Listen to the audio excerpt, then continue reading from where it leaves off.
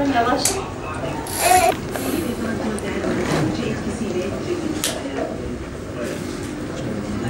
Erdem kardeşimizin bir bisiklet hayali olduğunu öğrendik ve biz de yardım veli derneği olarak Erdem kardeşimizin bisiklet hediyesi, karne hediyesi olarak teslim ettik. Hayırlı uğurlu olsun ve bağışlarınıza Allah razı olsun. Benim bir bisiklet istiyorum. Abimler bana bir tane hediye etti. Onlara teşekkür etmek istiyorum. Teşekkür ederim.